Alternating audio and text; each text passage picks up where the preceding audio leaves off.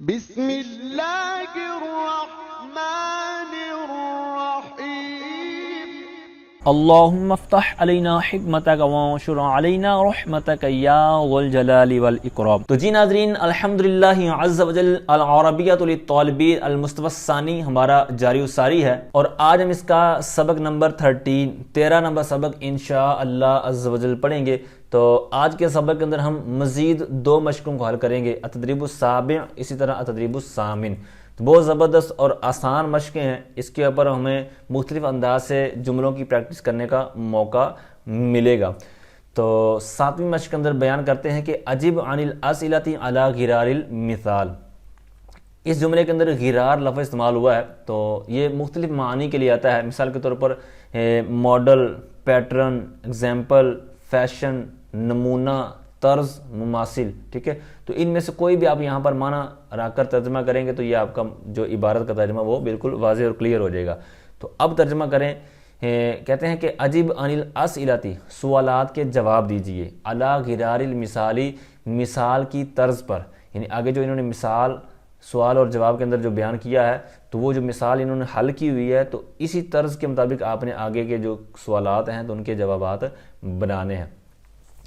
تو اب اس مشق کے اندر سامنے والے سے مطلب یہ پوچھنا ہو کہ کون سبق سنائے گا، کون سبق پڑھے گا، کس نے ہوم ورک لکھا ہے، ٹھیک ہے، کون کلمے کی صرفی ترقی کرے گا یا ترکیب کرے گا، ٹھیک ہے۔ تو اس طرح کے جو جملے بولے جاتے ہیں، اس کے علاوہ آپ اپنی طرف سے بھی مختلف صیغے اور مختلف مادوں سے رکھ کر صیغے بنائیں گے، سوالات بنائیں گے۔ تو اس کے اوپر جتنی آپ پریکٹس کریں گے، جتنے آپ اپنے جس طرح کہتے ہیں نا سر کھپائیں گے، تو اتنا ہی آپ کو یہ تکلم کے اندر یہ فائدہ ہوگا، اتنی ہی زبان میں روانگی اور تسلسل آئے گا۔ تو یہاں پر انہوں نے چند مثالیں ہمارے سامنے حل کرنے کے لیے ہمیں دی ہیں، تو اس سے ہٹ کر بھی آپ پریکٹس کر سکتے ہیں مختلف چیزوں کو لا کر۔ تو کہتے ہیں میں یسمع الدرس السابق، تو کہتے ہیں کہ گزشتہ سبق کون سنائے گا۔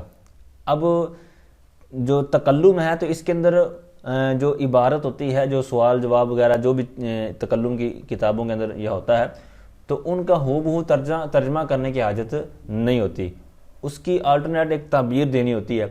تو اب اس جملے کے اوپر آپ مختلف انداز سے بھی تعبیرات اردو میں دے سکتے ہیں جو آپ کے ہاں رائج ہوں۔ مثال کے طور پر ویسے اس کی جو تعبیر ابھی میں نے کی ہے تو وہ بھی ہمارے ہاں چلتی ہے کہ گزشتہ سبق کون سنائے گا۔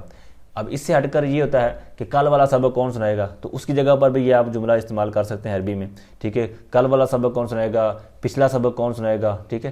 تو اس کے علاوہ جو بھی ہو تو وہ آپ لے سکتے ہیں۔ تو میں یسمع الدرس السابق کا گزشتہ سبق، کل والا سبق، پچھلا سبق کون سنائے گا، تو آگے جواب میں کہتا ہے انا اسمع الدرس، میں سبق سناؤں گا، ٹھیک ہے۔ اب یہاں پر آپ یہاں پر وہ صفت بھی لگا سکتے ہیں انا اسمع الدرس السابق، ٹھیک ہے، لیکن نہ مل گئے تو بات وہی ہے کہ تکلم جو سوال کے اندر چیز موجود ہوتی ہے، تو جواب کے اندر اگر اس کو نہ بھی ذکر کریں تو مراد وہی ہوتا ہے کہ جس کی بات ابھی پوچھی گئی ہے، یہاں پر وہی مراد ہے۔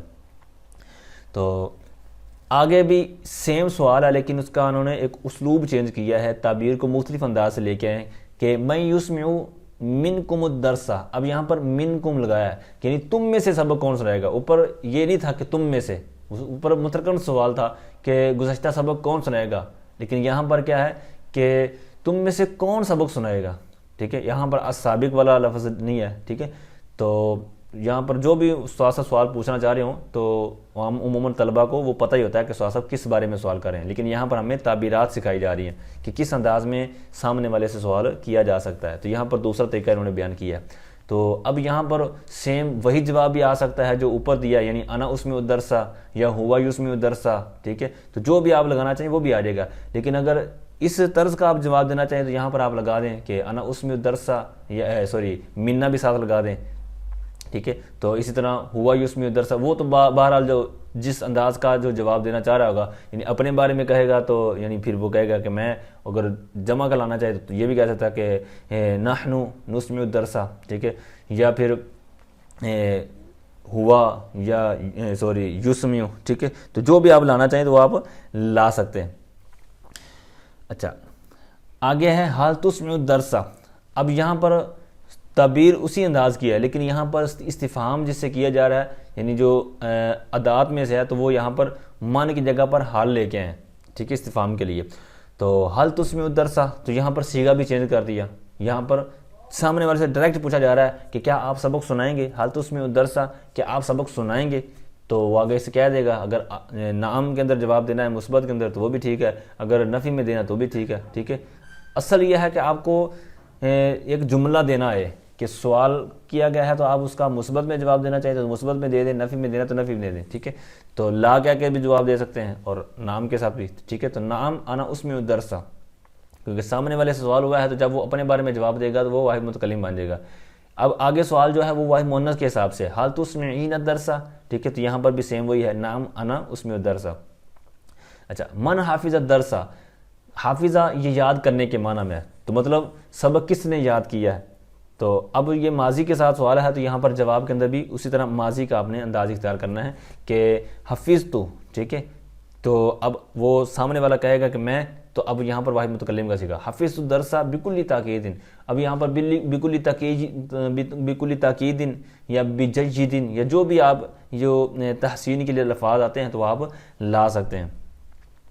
تو من لم یحفظ الدرس، اب یہاں پر منفی کے اندر سوال کر لیا ہے کہ تم میں سے کس نے سبق یاد نہیں کیا. من لم یحفظ الدرس، سبق کس نے تیار نہیں کیا، یاد نہیں کیا. تو یہاں پر بھی آپ کہہ سکتے ہیں، یعنی اپنے بارے میں اگر آپ کہنا چاہیں تو انا لم احفظ الدرس، کہ میں نے سبق یاد نہیں کیا. اچھا جی، آگے ہے من یقرأ الدرس، سبق کون پڑھے گا.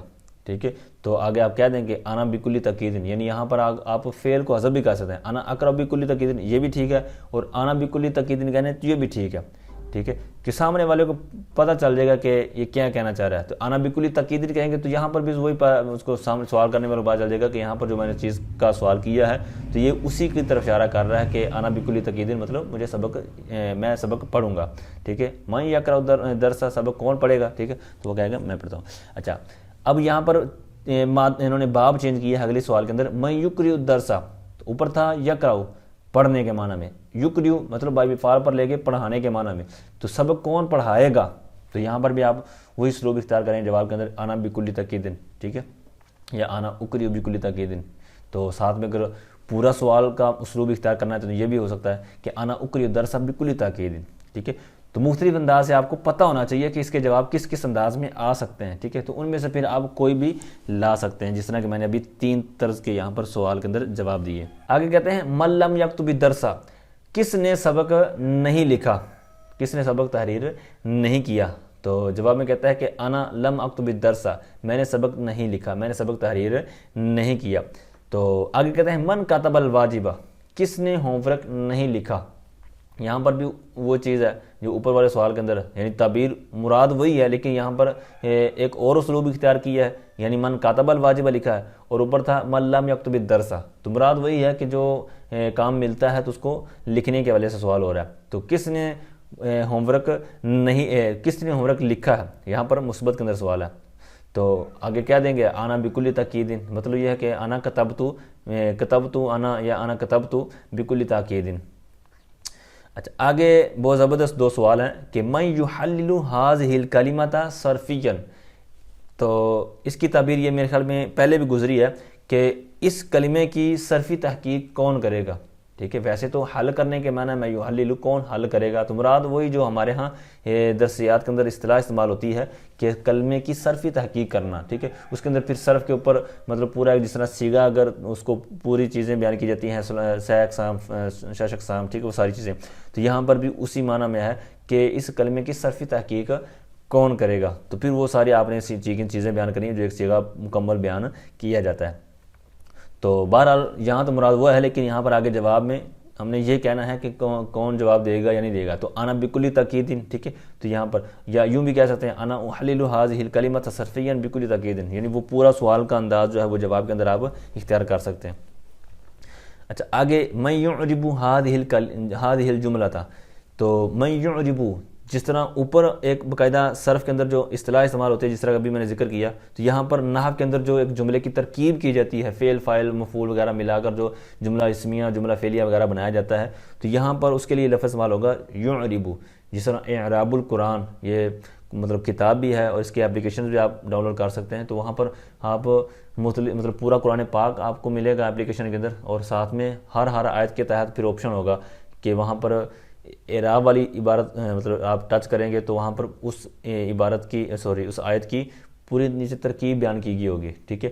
پھر ساتھ میں ایک اور آپشن ہوتا ہے کہ اس آیت کی اگر بلاغت کے حساب سے کوئی نہ کوئی نقطہ وغیرہ بیان کیا گیا ہے تو وہ بھی اگر اس کا ہوگا تو وہ شو ہو جائے گا۔ اسی طرح ایک اور چیز ہوتی ہے، ٹھیک ہے۔ تو یہ بہت زبردست اپلیکیشن ہے، آپ اس کو بھی ڈاؤن لوڈ کر لیں اعراب القرآن کے نام سے۔ تو بہرحال کہتے ہیں من یعرب هذه الجملہ، اس جملے کی ترکیب کون کرے گا، اس جملے کی نحوی ترکیب یا ترکیب نحوی کون کرے گا، تو یہاں پر بھی آپ اسی انداز میں کہہ سکتے ہیں کہ انا بکل تاکید۔ اچھا جی، آگے التدریب الثامن، 8ویں مشق، اجب عن الاسئلۃ علی غرار المثال، کہتے ہیں کہ مثال کی طرز پر سوالات کے جواب دیجیے۔ اب یہاں پر جو اسلوب انہوں نے انداز اختیار کیا ہے وہ یہ ہے کہ ایک سوال کریں گے، سوال اس مشق کے اندر یہ ہوگا کہ آج ہم کون سا سبق پڑھیں گے، آج ہم کون سا سبق، کس سبق کا آغاز کریں گے یا کس سبق کی ابتدا کریں گے، تو مراد یہ ہے کہ کس سبق کی ابتدا کریں گے۔ تو پھر یہاں پر درمیان میں وہ چیزیں ذکر کی ہوئی ہیں کہ الدرس الاول ہے یا جناب کون سا سبق ہے، تو جو سبق آپ نے جواب میں ذکر کرنے ہیں وہ درمیان میں انہوں نے دیے ہوئے ہیں، ٹھیک ہے۔ اچھا، اگلی جو مشق آئے گی تو اس کے اندر صفحہ دیا گیا ہوگا کہ کس صفحے سے ہم سبق شروع کریں گے، کس صفحے سے پڑھیں گے، ٹھیک ہے۔ تو وہاں پر پھر صفحہ نمبر وہ ذکر کیا گیا ہوگا۔ تو اگلے سبق میں ہم اگلی مشق کے اندر پڑھیں گے کہ صفحہ نمبر کون سا ہوگا۔ تو آج کی یہ جو مشق ہے تو اس کے اندر ہے کہ سبق نمبر کون سا۔ تو کہتے ہیں ای درس نبدأ اليوم، آج ہم کون سا سبق پڑھیں گے۔ اب یہاں پر مختلف انداز میں اس کی آپ تعبیرات اردو میں کر سکتے ہیں۔ ایک تو یہ جو بھی میں نے کیا ہے، دوسرا یہ ہے کہ نبدا کہتے ہیں ابتدا کے معنی میں، آغاز کے معنی میں، شروع کے معنی میں۔ تو مطلب یہ ہے کہ آج ہم کون سا سبق شروع کریں گے، آج ہم کس سبق کا آغاز کریں گے، آج ہم کس سبق کی ابتدا کریں گے، ٹھیک ہے۔ تو کوئی بھی آپ ان میں سے تعبیر استعمال کر سکتے ہیں جو آپ کو بھلی اور اچھی لگتی ہو۔ تو اب درمیان میں جو سبق نمبر مینشن کیے ہیں تو یہی آپ نے جواب کے اندر ذکر کرنے ہیں۔ تو سوال کو آپ نے سمجھ لیا، تو اب جواب کے اندر کہتے ہیں الیوم نبدأ الدرس الاول۔ اب جب درمیان میں انہوں نے الدرس الاول لکھا ہوا تھا تو ان کو ہم نے الدرس الاول، الدرس العشرون یعنی مرفوع حالت میں سب کو پڑھنا جو الگ طور پر لکھے ہوئے ہیں۔ لیکن جب جو آگے جملہ جواب کے طور پر ہوگا تو یہاں پر ان سب نے منصوب حالت میں آنا ہے، کیونکہ یہاں پر نبدأ یہ جو فعل بفاعل ہے تو آگے مفعول کی ضرورت ہے۔ تو اب جو بھی آگے ہم نے سبق نمبر ذکر کرنے ہیں الدرس الاول وغیرہ جو بھی، تو پھر وہ منصوب حالت میں آ جائیں گے، جس طرح یہ مثال کے اندر بھی آپ دیکھ رہے ہوں گے الدرس الاول، ٹھیک ہے۔ تو آگے جن کی حالت ظاہری طور پر جس طرح الدرس الاول کی منصوب حالت میں آسانی سے سمجھ آ جاتی ہے، بعضوں کی یہ ہے تو یہ آپ کو ایزیلی کلیئر ہو جائے گی، بعضوں کی باقاعدہ تھوڑی سی محنت کے ساتھ دیکھنا پڑتا ہے، جس طرح العشرون ہے تو اس کی ہو جائے گی الدرس العشرین، ٹھیک ہے۔ تو یہ ساری چیزیں آپ کو پتہ ہونا چاہیے کہ اعراب کون سا کس کے لیے کون سا آتا ہے، ٹھیک ہے۔ یعنی حالت رفع کس کی کس طرح آتی ہے، نصبی کس طرح آتی ہے، جری کس طرح آتی ہے، تو یہ پورا باقاعدہ ایک سبق ہے نحو کے اندر، تو اس کو بھی ایک دفعہ ضرور دہرا لیجیے گا۔ اگر نہیں آتا تو اس کو رٹ لیں، اگر آتا ہے پھر بھی ایک دفعہ دہرا لیں۔ تو پہلا سوال کلیئر ہوا، تو اس کا جواب بھی آپ نے دیکھ لیا کہ الیوم نبدأ الدرس الاول، آج ہم سبق نمبر 1 شروع کریں گے، آج ہم سبق نمبر 1 کا آغاز کریں گے۔ تو اس کو بھی مختلف انداز میں آپ جواب کو کی تعبیرات کو لے سکتے ہیں۔ اچھا، آگے سوال پھر سیم ہے ساری مشق کے، لیکن یہ ہے کہ وہاں پر سیغے چینج ہوں گے۔ یہاں پر یہ ہے کہ نبدأ پہلے سوال کے اندر، پھر ندرس، تو یہاں پر درس کے معنی میں ہے کہ کون سا سبق پڑھیں گے، ٹھیک ہے۔ تو اسی طرح آپ نیچے بھی دیکھتے چلے جائیں گے تو یہ سیغے چینج ہوں گے۔ تو سیغے آپ کو گردانیں بھی آنی چاہیے، تو اگر گردانیں آتی ہیں تو یہ سارا سمجھنا اور ان کو دیکھ کر فوراً اسی ٹائم پہچان جانا کہ کون سا سیغہ ہے، اس کا ترجمہ کیا بنے گا، تو یہ آپ کو آسان ہو جائے گا اگر آپ کو گردان آتی ہے تو۔ بہرحال کہتے ہیں ای درس ندرس اليوم، آج ہم کون سا سبق پڑھیں گے، ٹھیک ہے۔ یہاں پر ابتدا کے معنی میں نہیں ہے، مطلب یہ ہے کہ آج ہم کون سا سبق پڑھیں گے، تو مراد وہی ہے کہ کون سا سبق پڑھیں گے، مطلب کون سا سبق شروع کریں گے۔ تو بہرحال اب یہاں پر جواب کے اندر پھر ہم نے اسی طرز کو اختیار کرنا ہے جو سوال کے اندر ہے۔ تو یہاں پر ندرس ہے تو لہذا جواب کے اندر بھی اسی طرز کو کہتے ہیں الیوم ندرس۔ تو اب ندرس کے بعد ہم نے جو جواب میں ذکر کرنا ہے سبق نمبر، تو وہ درمیان میں ہے الدرس العشرون، 20واں سبق۔ تو اب اس کو حالت نصبی میں اندر ذکر کر دینا الدرس العشرین۔ اچھا، آگے ہے ای درس تبدأ اليوم، اب یہ سیغہ پہلے آپ پہچانے کہ یہ سیغہ کون سا ہے، تو تبدأ یہ سامنے والے سوال ہو رہا ہے کہ آج آپ کون سا سبق پڑھیں گے یا آج آپ کون سے سبق کا آغاز کر رہے ہیں، ٹھیک ہے۔ تو اب الدرس الثانی ہے تو اس کو جواب کے اندر آپ نے الدرس الثانیہ کر دینا ہے. تو اب تبدؤ کا جب جواب میں وہ ابدؤ ذکر کرے گا, ٹھیک ہے, نبدؤ بھی کر سکتے ہیں, ابدؤ بھی کر سکتے ہیں, ٹھیک ہے. تو یہ واحد مذکر حاضر کا ہے, لہٰذا آپ اس کو اسی طرز پر لیں گے تو پھر یہ ابدؤ ہو جائے گا. اچھا جی, آگے ای درس تبدئین الیوم. اب تبدئین یہ صیغہ واحد مؤنث مخاطب کے لیے ہے, مخاطبہ کے لیے, تو لہٰذا اس کے جواب کے اندر جب متکلم بنیں گے تو یہ واحد مؤنث کا ہی واحد متکلم کا ہی بنے گا. تو یہاں پر بھی الیوم ابدؤ, تو اب آگے جو ذکر کرنا ہے تو وہ الدرس الثالث, ٹھیک ہے, الدرس الثالثہ. اچھا, تکلم کے اندر جو آخری حرکت ہوتی ہے تو اس کو ساکن کرنا ہوتا ہے. جس طرح یہاں پر جو بھی ہم نے سوالات جوابات پڑھے ہیں تو یہاں پر آپ نے غور کیا ہوگا کہ ای درس نبدأ الیوم, اسی طرح ای درس تبدأ الیوم, ٹھیک ہے. تو اس انداز کو آپ نے اختیار کرنا ہے تکلم کے اندر کہ آخری حرکت کو آپ نے ساکن کرنا ہے. اچھا جی, آگے ای درس تبدؤون الیوم. تو اب یہاں پر مطلب جمع کا صیغہ ہے مذکر کا, جمع مذکر حاضر, اسی طرز کو آپ نے جواب کے اندر بنا دینا. تو جب یہی چیزیں جواب کے اندر آئیں گی یعنی جمع مذکر حاضر کے, تو یہ جب جواب متکلم بنیں گے تو یہ جمع متکلم بن جائے گے, تو ٹھیک ہے, تو یہ نبدأ ہو جائے گا. آگے ای درس تبدأنا, تو یہ واحد مؤنث کے لیے جمع مؤنث مخاطب کے لیے, تو یہاں پر یہ نبدأ کے معنی میں جمع متکلم کے ضمیر جو بن جائے گی صیغہ. اچھا, آگے ہے ای درس تدرس الیوم. اب یہاں پر مطلب واحد جو مذکر حاضر کے لیے یہاں پر جواب کے اندر ادرس ہو جائے گا, ٹھیک ہے. اسی طرح ای درس تدرسین, تو یہاں پر تدرسین تو یہ بھی واحد مؤنث کا صیغہ ہے, تو یہ جب متکلم بنے گا تو یہ ادرسو ہی رہے گا.